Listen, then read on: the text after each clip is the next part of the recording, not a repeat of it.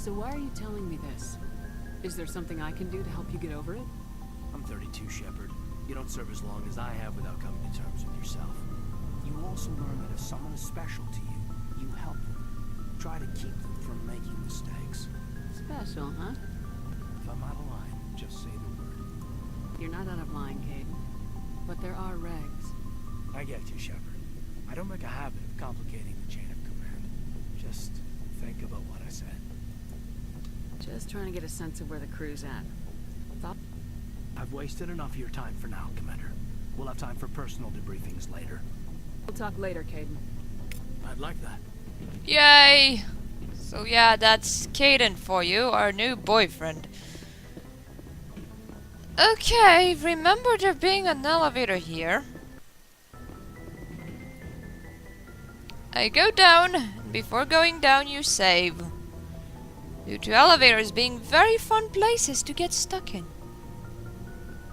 Loading. Still loading. There we go.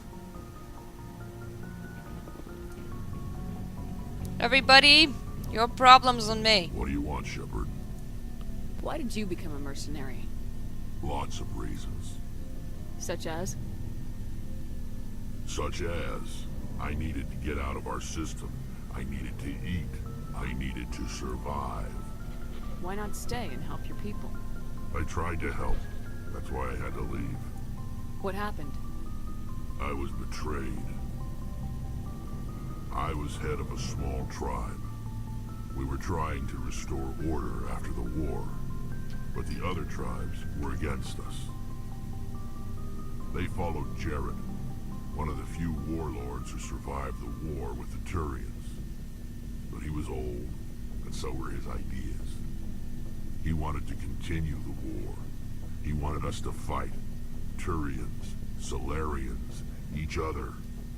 It didn't matter who, as long as we were fighting.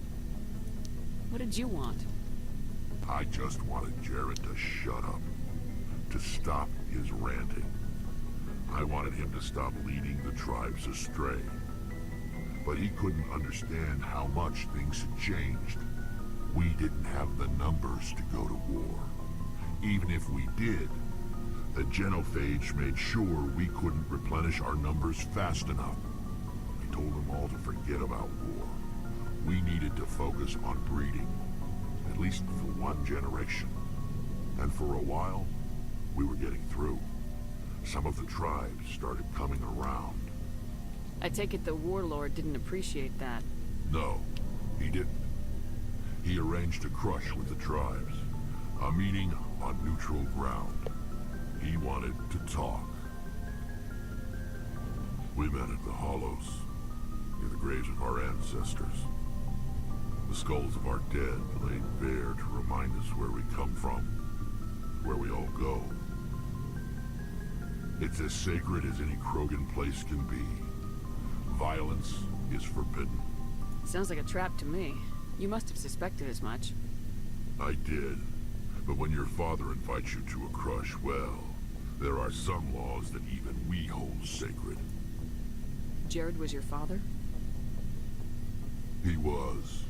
Until that day. We talked, but we didn't get anywhere. When it was clear that I wouldn't join him, he gave the signal. His men leapt from the graves of our ancestors like Krogan undead. The few that were loyal to me died quickly.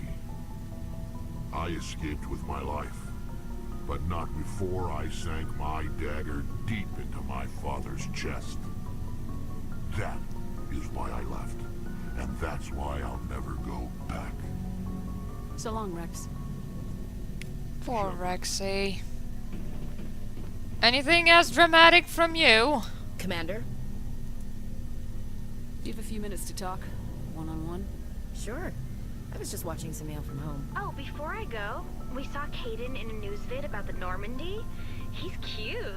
Later, sis. Let's pretend this never happened. The damage is done, Williams. Oh, shoot me now. One of my sisters. That's Sarah, the youngest. What's up? You didn't come by to eavesdrop on family mail. Your family seems to be important to you. Yeah, we've always been close. Me and my sisters especially. With Dad on duty so much, I had to help Mom raise them. I was an only child, but I get the idea. At least one of my parents was always on duty. Yeah, military families, eh? With schedules like that, it's a wonder we ever have kids anymore. Things were tense between Sarah and me for a while. Then we bonded. Sounds like your father wasn't around much. Wasn't your family stationed near him? Dad always wanted to serve in space, but he wanted us to have real ground under our feet. He'd say, space is beautiful, but you can't raise a family there. I cannot rest from travel. I will drink life to the lees. All times I've enjoyed greatly, have suffered greatly, both with those that loved me and alone. For always roaming with a hungry heart, much have I seen and known. Cities of men and manners, climates, councils, governments. I didn't know you liked classical literature. Ulysses was my dad's favorite poem. Every time he shipped out, he recorded me reading it. He had a dozen versions when he retired. Does he still like it? I sure hope so. I read it to his grave every time I go home. Aww. Dad passed on a few years back. He's probably still watching, though. There's no God. You mean from wherever we go after death? Dead on, Skipper. He's with God now. That's not a problem with you, is it? That I believe in God? Everyone has the right to believe what they want. Says so in the Alliance Charter, only with fancier words. I'm glad you're open-minded about it. I've met a few people who are really weirded out by my faith. Because I work in space, I can't believe in a higher power? Jeez. Hello, have you people looked out the window? How can you look at this galaxy and not believe in something? Easily. I should get back to my duties. Didn't mean to take up so much of your time. Dismissed, Chief. Ma'am. I hate religious, blah? I don't hate religious people, I hate fanatic people. And I hate religion. Nothing against religious people, though. Hello. Commander, good to see you. You've been with Cirque a while. Have you seen much action? Well, not as much as you, but yeah, I've seen some interesting things. I bet you have. Anything in particular that stands out? I remember this Solarian geneticist I was sent to investigate. That case was a bit disturbing. What happened? Why were you investigating him? I was tasked with tracking black market trade on the Citadel. Most of it harmless, nothing I needed to pursue. But during the course of my investigation, I noticed an increase in the trade of body parts, organs mostly. We usually get a few of those, but not the numbers I was seeing. We weren't sure if there was a new black market lab or if some freak was harvesting organs from citizens. So what was it? Both, actually. But it took us a while to figure that out. So how did you figure out what was happening? First, we got a hold of a sample and ran DNA tests. The weird thing was, the match led us to a Turian who was still alive and was very convinced he'd never lost his liver. After a bit of digging, I discovered this Turian worked briefly for Dr. Salion, the geneticist. So I went to his lab hoping to find evidence of cloned organ development. But there was nothing. No Solarian hearts, no Turian livers, not one Krogan testicle. What'd you do about the geneticist? I brought in some of his employees for interrogation to see if I could get them to talk. While I was interviewing one of them, I came across something suspicious. You mean threatening? Was that really necessary? Maybe, maybe not. Either way, it paid off. One of my detainees started bleeding profusely during the interview. We offered to patch him up, and he got frantic, freaked out. I ordered a full exam to find out what was going on. Our medics found incisions all over his body, some of them fresh. That was our big break. These people weren't just Dr. Salion's employees. They were test tubes, walking, living test tubes. He was growing parts inside these people? Exactly. He cloned their organs right inside their own bodies. Then he harvested them and sold them off. Most of the victims were poor. He'd pay them each a small percentage of the sales, but only if the organs were good. Sometimes an organ wouldn't grow properly, so he'd just leave it in them. Most of them were a mess, but only on the inside. hidden so nobody could see it. I hope he got what he deserved. That's the worst part. We never caught him. Why not? What the hell happened? He ran, blew his lab, grabbed some of his employees, and headed for the nearest space dock. By the time I found out, his ship was already leaving. He threatened to kill his hostages if we tried to stop it. But you went after him anyway, right? I ordered Citadel Defense to shoot him down, but CSEC headquarters countermanded my order. They were worried about the hostages, worried about civilian casualties, and the ship was destroyed so close to the Citadel. I told them those hostages were dead anyway. We just used them to make more organs. They wouldn't listen. It's not worth the risk. You pursue the vessel and disable it. That's the best choice. They sent the military after him, but he got away just the same. Yes, they did. I went to Patton and told him what I thought of him and his policies. He said if I didn't like it, I could quit. Well, I almost did. All they had to do was disable that ship, stop him from running. Maybe the hostages die, maybe they don't, but at least we stopped the bastard responsible for it all. If you don't care about the fate of those hostages, then you're no better than he is. You're just a terrorist with a badge. Yeah, maybe you're right. It doesn't make it any easier, but I see your point. Just wish I could have stopped him. That's all. Do you have any idea what happened to Dr. Salian? I sent out feelers from time to time, hoping to find something. I thought I'd found him a while back.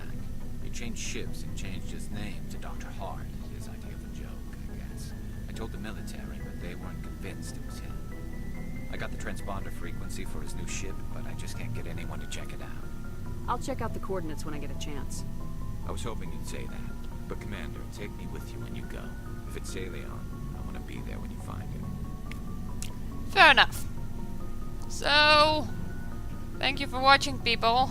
Oh wait, we have Tally, don't we? It's like we're going to start off with Garrus' quest next time.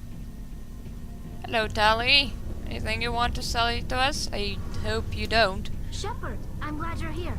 Good to see you smiling again, so to speak. I'm sleeping much better now. I guess I'm getting used to how quiet your ship is. I still think a lot about my pilgrimage, though. I know Saren's our top priority, but with all the worlds we go to, I was hoping to find something to bring back to the flotilla. We've still got a long way to go. You'll find something to take back. Yes, but it cannot just be some derelict ship my people can use for salvage. It has to be more than that. There's a lot expected of me. What's so special about you? It's my father. He's the senior member of the Admiralty Board. He's one of only 5 people who can overrule the decisions of the Conclave for the good of the migrant fleet. My father is responsible for the lives of 17 million people. Our entire race is in his hands, and I'm his only child. It must be tough on you. My people place a high value on family and ancestry. There's an unspoken expectation that I'll live up to my father's example. Everyone's waiting for me to do something great on my pilgrimage. Something that will forever change our lives for the better. If I don't, it's like I failed, and that reflects badly on both me and my father. The work you're doing here is more important than anything an Aquarian's ever done before. Yes, I know. But you have to understand Quarian culture. We're a very insular society. The events beyond the flotilla don't much matter to the average citizen. Our greatest dream is that one day we'll return to our homeworld and drive out the Geth. But even if we stop Saren, that's not going to happen. There's still millions of Geth behind the veil. Until they're gone, our exile will continue. What would you need to bring back to make everyone happy? Something that would help us better understand the Geth. They've changed significantly since the exile. They've continued to evolve. We've done our best to study them, but it's not easy. They're very reclusive. Until recently, they never went beyond the borders of the Veil. And all the Geth we run into now are under Saren's control. We'd need to find Geth operating on their own, independently. But I don't want this to get in the way of our mission, Shepard. First, we stop Saren. Then I'll worry about my own problems. Fair enough. I should go.